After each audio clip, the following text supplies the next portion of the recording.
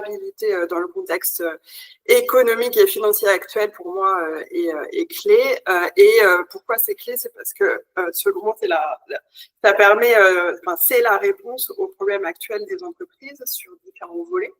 La première, c'est qu'effectivement, il y a des tensions financières accrues d'un point de vue des entreprises où leur trésorerie est grignotée, leurs marges sont grignotées, peut-être la demande des consommateurs ou de leurs clients est en berne. La durabilité va être une réponse à ces questions et va permettre, par exemple, des nouveaux relais de croissance ou de travailler sur des aspects de performance financière. On a aussi une tension géopolitique et une instabilité internationale croissante.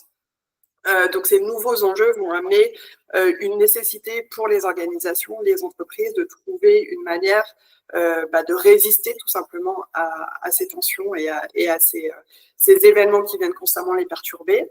Et puis, on a la pression réglementaire, la pression sociétale qui viennent impacter directement les entreprises et qui leur imposent finalement de faire les choses autrement.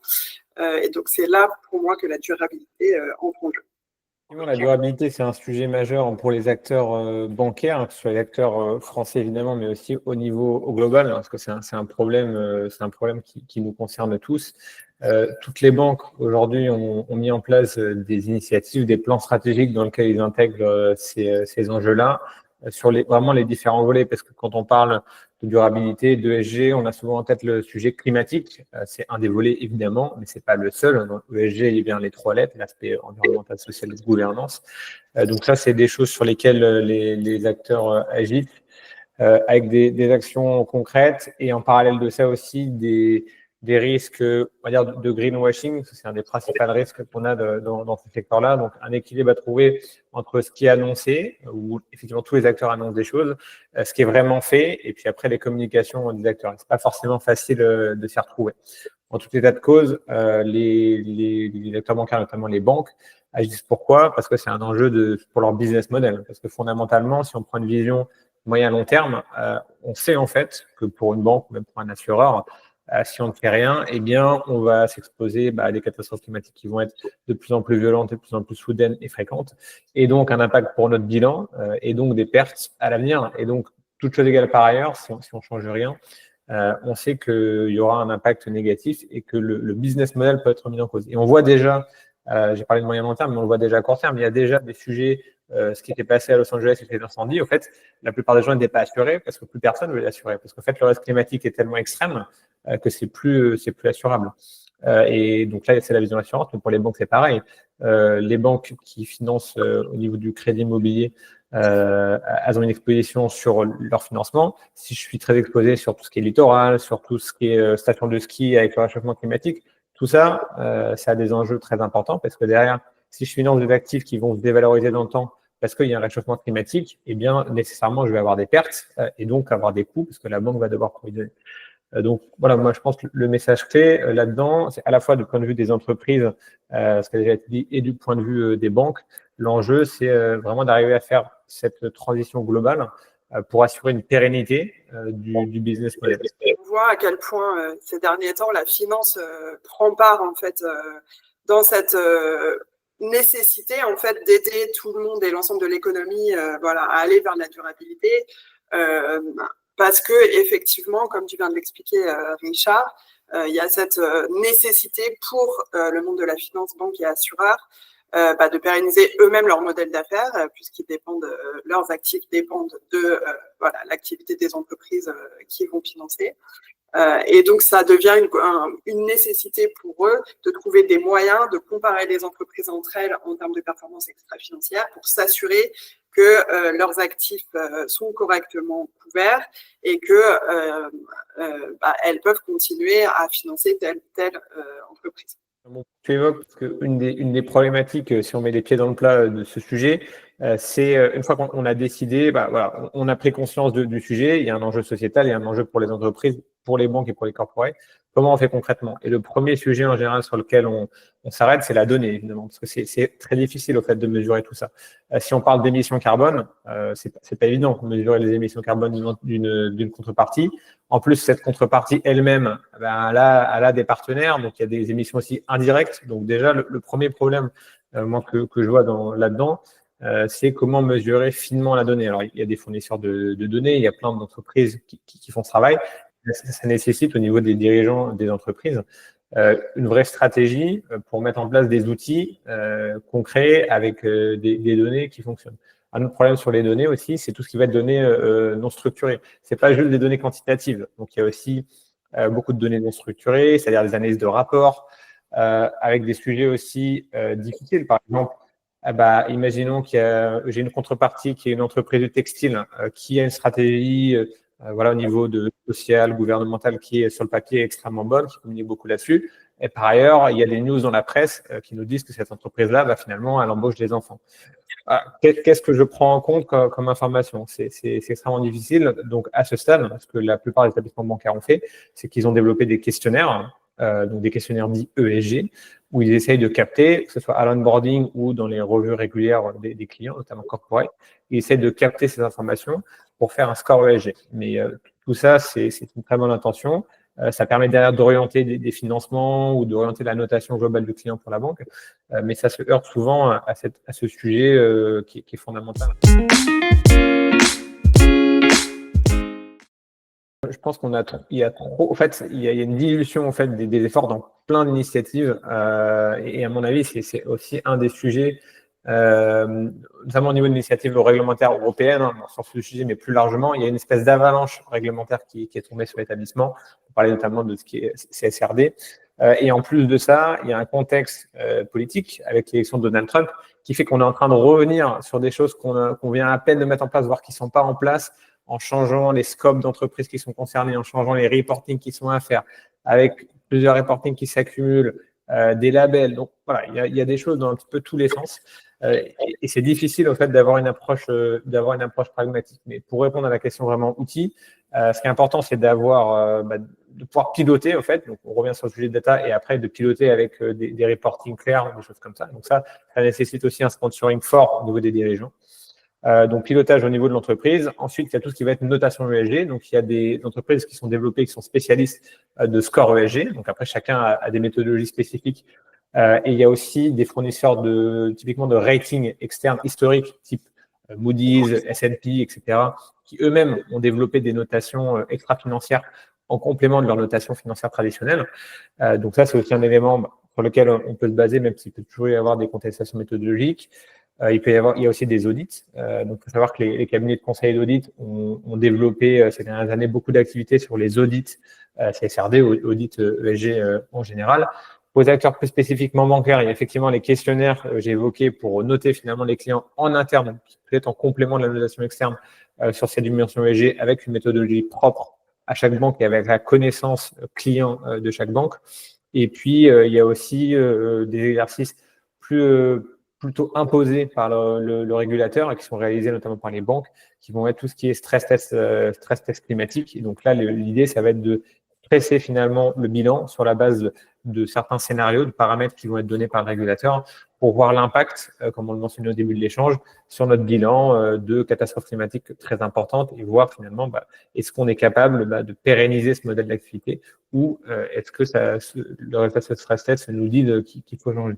Et un dernier point que je rajouterais aussi, c'est tout ce qui est label. Donc ça, c'est pas récent, hein, ça fait longtemps, et ça aussi, c'est assez contestable. Mais si on se pointe d'un point de vue d'un client, déjà qui veut, dans le cadre de ses investissements, avoir des choses un petit peu plus vertueuses, il y a des labels qui existent, ils ne sont pas parfaits, il y a des limitations, mais en tout cas, il y a des possibilités, à minima, d'exclure certains financements, certains secteurs dans les investissements qu'on réalise, même si là-dessus, je pense qu'il y a un gros sujet de transparence des acteurs bancaires, clairement. Sur ces produits-là qui peuvent parfois être complexes et on peut avoir du mal en tant que client particulier à vraiment voir ce qu'il y a à l'intérieur. Ce que je peux rajouter, moi, c'est d'un point de vue corporate et notamment petites entreprises, puisque c'est là où sont mes clients, c'est que il y a une énorme nébuleuse, comme tu l'as dit au début. Donc il y a des choses qui existent, mais qui sont pas forcément accessibles à l'ensemble du monde économique et notamment plus petit. Il y a une croyance du monde économique, enfin notamment des PME, sur la complexité d'un certain nombre de choses comme ça et du manque d'impact réel. Qu'est-ce que ça va leur amener? Je pense qu'il y a un manque de connaissances aussi. À quel point finalement les financeurs vont aller vers cette notation et cette qualification, cette nécessité de prendre en compte la performance extra-financière. Donc entre les labels, entre le cadre législatif qui est pour eux mais qui n'est pas vraiment pour eux et qui leur paraît tellement complexe, et les diagnostics des cabinets de conseil spécialisés qui leur paraît aussi également pas forcément accessibles, on se retrouve avec une grosse partie du monde économique qui finalement ne fait rien, ne se prépare pas, ne fait aucun diagnostic, ne sait pas par quoi commencer, se sont plus ou moins proches du sujet, intéressés ou pas. Et donc, effectivement, il y a vraiment un besoin d'uniformisation, peut-être aussi de vulgarisation du langage et des enjeux, pour qu'enfin toutes les entreprises puissent s'emparer du sujet.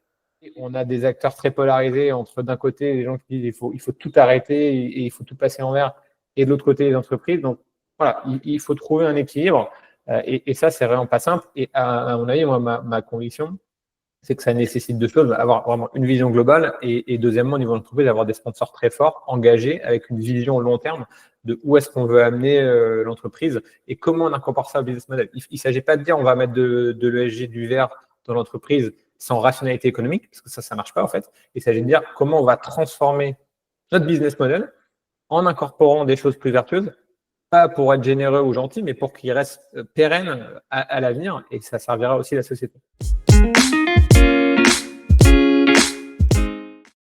À quel point la durabilité peut avoir un impact direct sur la performance financière de je peux citer plusieurs exemples. La première, c'est que quand on va aller travailler sur son impact, on va aller travailler dans un premier temps, la plupart du temps, sur son impact carbone. Donc, on va essayer de réduire ses émissions de carbone, de réduire ses dépenses d'énergie.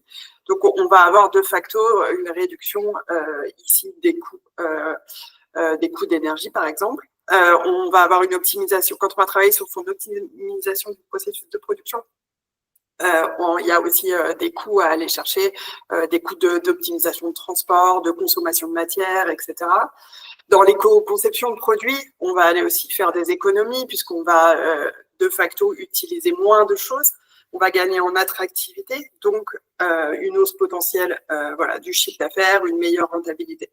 Donc, pour moi, la durabilité, c'est vraiment aussi la clé pour réinventer des modèles à la fois plus vertueux pour l'ensemble de la société, mais aussi qu'on va pouvoir positionner de manière beaucoup plus pérenne, parce qu'on est aujourd'hui face à un ensemble de modèles d'entreprise qui ne sont plus pérennes, qui sont en fin de vie pour un certain nombre de raisons, et il faut trouver des manières de faire les choses autrement pour retrouver de la croissance, de la création de valeur et permettre aux entreprises de continuer leurs activités. Il faut concilier à la fois la performance et l'ESG pour une raison simple, c'est parce que si on ne le fait pas, au fait, il n'y aura pas de transition, parce que les financements n'iront pas sur des sujets ESG. Alors, je suis toujours vigilant sur le thème de corrélation, de causalité. Bon, je ne vais pas rentrer dans le débat, mais en tout cas, quand on regarde un peu ce qui peut se passer sur des grands fonds ISR, ce genre de choses, on remarque que, alors je ne parlerai pas forcément de surperformance par rapport à des fonds traditionnels, mais en tout cas, on peut avoir de la performance en étant sur des choses engagées. Après, il ne faut pas non plus se mentir, hein, à mon avis. Est-ce qu'on va répliquer les niveaux de performance historiques, par exemple, de la bourse, en allant sur des sujets ESG, ou par définition, on va mettre des contraintes? C'est pas sûr. Mais en même temps, les performances passées ne disent pas les performances d'avenir. Et je suis aussi convaincu que si on continue sur les mêmes business models qui, on l'a dit en début d'interview, ne seront pas forcément pérennes à l'avenir, je suis convaincu aussi que si on reste sur des financements traditionnels, il y aura aussi de fait moins de performance parce que il y a certains business models qui vont mourir, en tout cas qui vont être en grande difficulté. Donc, je pense que la réponse elle est un peu entre les deux. Probablement, il y aura quand même à un moment donné, il faudra faire des arbitrages et peut-être accepter pour la société, qui est peut-être un peu moins de rendement. Et de toute façon, les financements traditionnels, à un moment donné, il y aura un problème. Donc voilà, après c'est un compromis social. Néanmoins, moi voilà, je suis convaincu que si on essaie de vendre entre guillemets à des gens que des contraintes, pas de performance, moins de liberté, ça ne marchera pas. Je te rejoins sur le fait qu'il y aura des concessions à faire, qu'il y a certaines performances qu'il y a eu par le passé qu'on ne retrouvera pas et qu'on ne retrouvera plus peut-être. Et est-ce que c'est souhaitable de les avoir ou pas? Ça, c'est un autre débat plus politique, on va dire. Et effectivement, il faut réussir à trouver un arbitrage en faisant comprendre à l'ensemble du monde économique et aux individus qu'il y a des choses positives dans la transition. Il y a des choses différentes en fait, et que malheureusement, voilà, le changement c'est difficile chez les gens, chez l'ensemble des individus et chez l'être humain, et il va falloir accepter que certains éléments, on les aura plus de la même manière, mais il y aura d'autres éléments positifs qu'on n'arrive pas encore totalement à préfigurer et à imaginer dans son ensemble.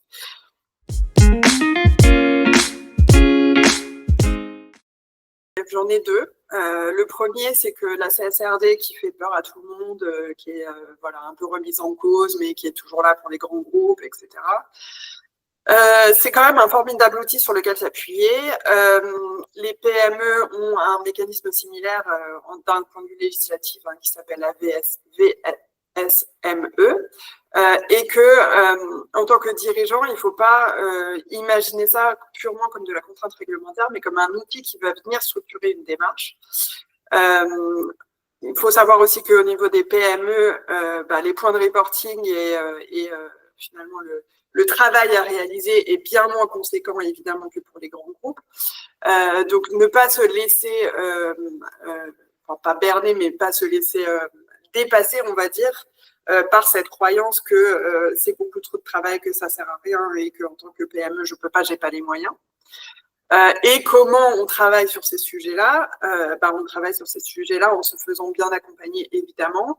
Faire ça tout seul, je pense que c'est pas réalisable, d'un point de vue connaissance, évidemment, d'un point de vue temps, d'un point de vue clarté, et puis aussi d'un point de vue nécessité d'avoir quelqu'un en externe qui va pouvoir aider l'équipe dirigeante à se poser les bonnes questions, prendre les bonnes décisions d'un point de vue neutre. Donc voilà, moi ça c'est mes deux conseils. Pour dire là-dessus, c'est déjà ça dépend du niveau de maturité, mais faire un diagnostic dans un premier temps des activités, qu'est-ce qu'on fait bien, qu'est-ce qu'on fait moins bien d'un point de vue ESG, quelles sont les zones où on peut progresser, où on veut progresser. Donc voilà, faire un espèce de bilan global de l'activité en se disant voilà, où est-ce qu'on en est et où est-ce qu'on veut aller. Et ça m'amène à un deuxième point. C'est une stratégie globale, claire et avec des indicateurs. C'est-à-dire, il faut définir une ambition. Où est-ce qu'on veut amener l'entreprise à 5 ans, 10 ans, 15 ans? Quels indicateurs on se met? Il ne faut pas avoir 50 indicateurs ou 100 indicateurs. Et quels indicateurs concrets on se met pour mesurer ça? Et on revient sur la notion de performance aussi dans les actions. C'est-à-dire, voilà, qu'est-ce qu'on met en place concrètement?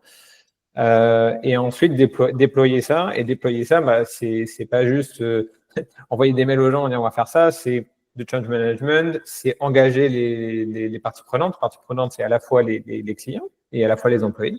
Pourquoi on fait ça? Pourquoi ça a du sens? Pourquoi ça peut peut-être vous aider dans votre travail? Pourquoi on le fait? Parce que c'est aussi pour assurer le futur de l'entreprise. Donc, essayer de montrer une espèce de vision, et c'est pas facile à faire au niveau des dirigeants, en tout cas de l'équipe dirigeante. Et puis après, peut-être le dernier point, c'est être transparent sur ce qu'on fait, où on en est, comment ça évolue, éventuellement changer la stratégie si on voit que ça ne marche pas. Mais en tout cas, voilà, annoncer un cap, s'y tenir, mettre en place des mesures et des indicateurs, et puis après rendre compte, être transparent, que ce soit avec effectivement les exigences réglementaires qu'on a expliquées, mais aussi en interne et auprès des clients pour expliquer qu'est-ce qu'on fait concrètement pour agir.